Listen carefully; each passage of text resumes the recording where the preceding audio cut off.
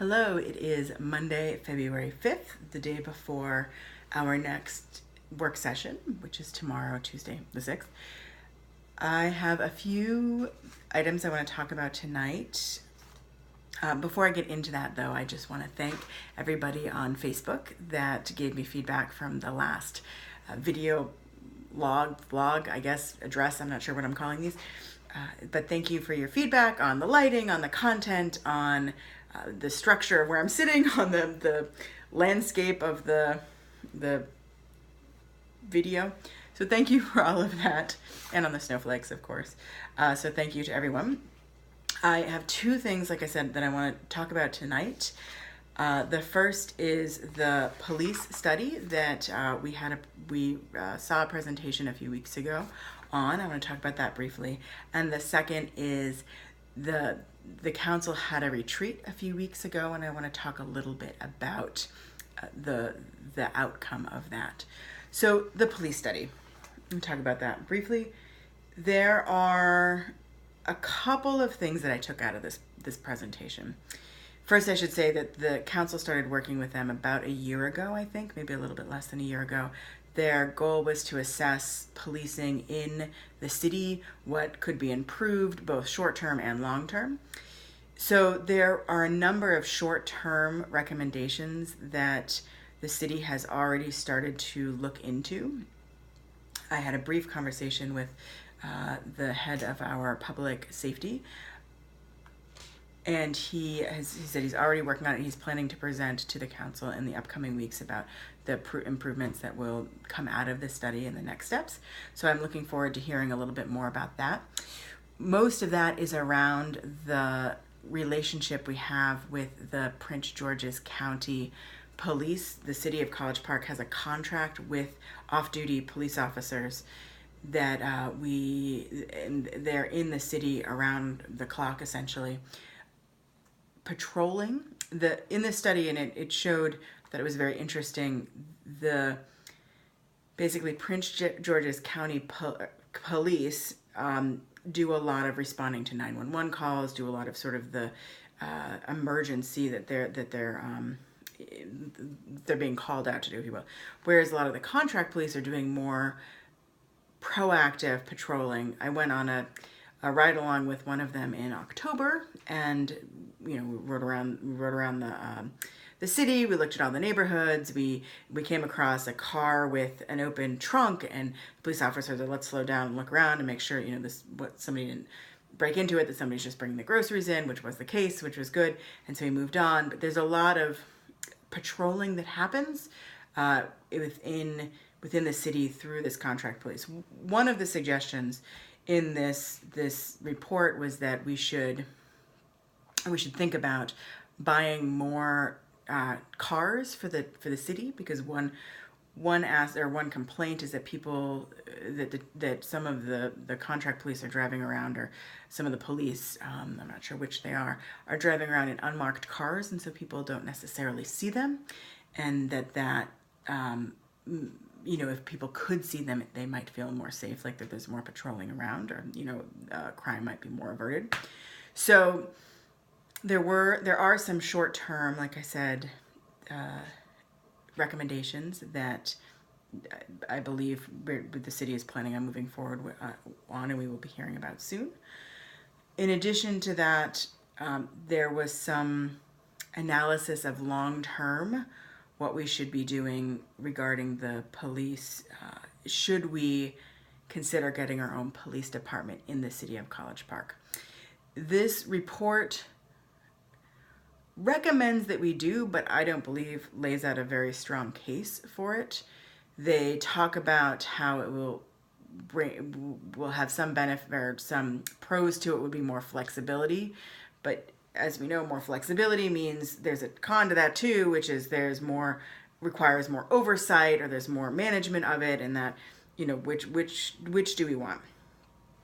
So I think we as a city need to say, what are we really looking for in our policing? What are the real holes or problems that need to be fixed, and then would our own police force actually solve those problems? I think that is a key question that this I do not think that this report answers.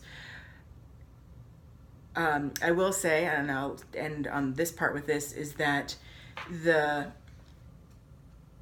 town or the city did a study or did a survey about a year ago of its residents, asking about many things, one of which was how satisfied or how safe you feel, or some question around that. And 70% of the community said they felt that we had adequate policing, and they felt happy with the policing that we had.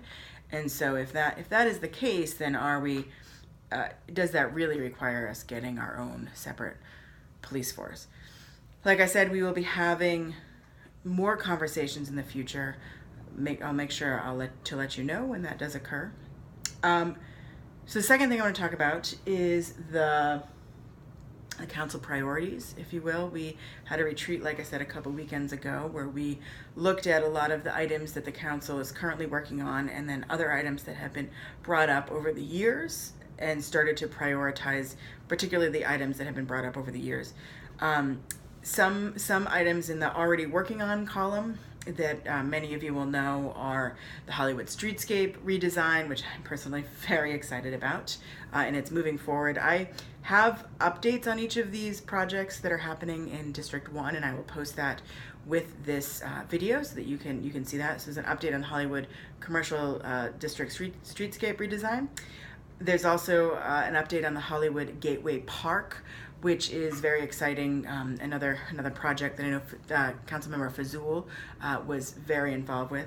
I also want to give a shout out at this point to Councilmember Fazul and Councilmember Christine Nagel, who both, particularly these two projects, and Christine with the dog park, have been very, very involved, have gone out, made sure to get input from the neighborhood. You'll see that in particularly the streetscape redesign, getting feedback, making sure the community is weighing in on the different aspects of the projects. They've been doing such a fabulous job bringing people together.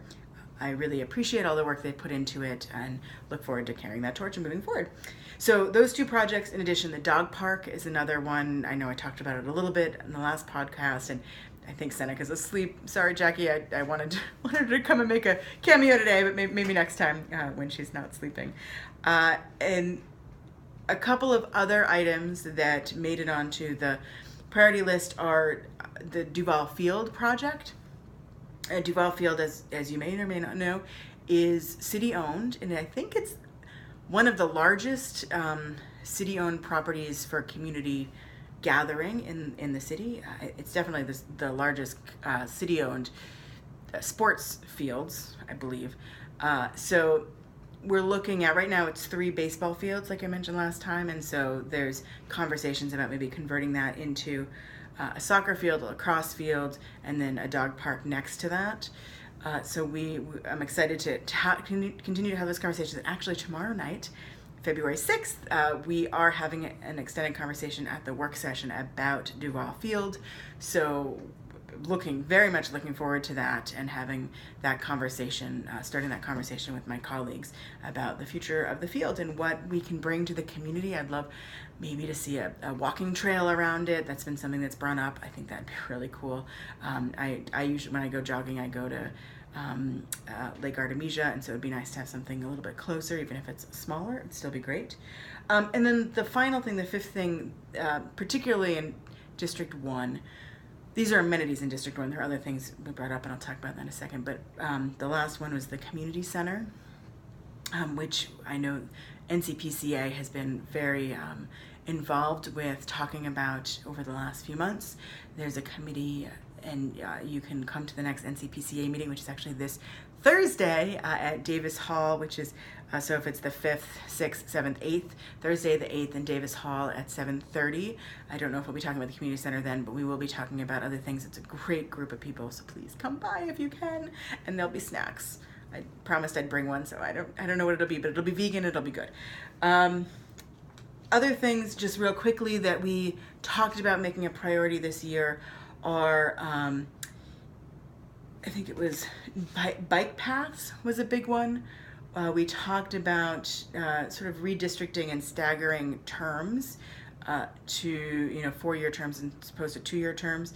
I have a feeling there'll be, well, not just have a feeling, there will be many conversations about, in particular, that second one, and the trails as well, I'm sure. And then the other thing we talked about were the petitioning process. I know a little bit less about this, but I'm sure I will know more in the future. So that's the update for today.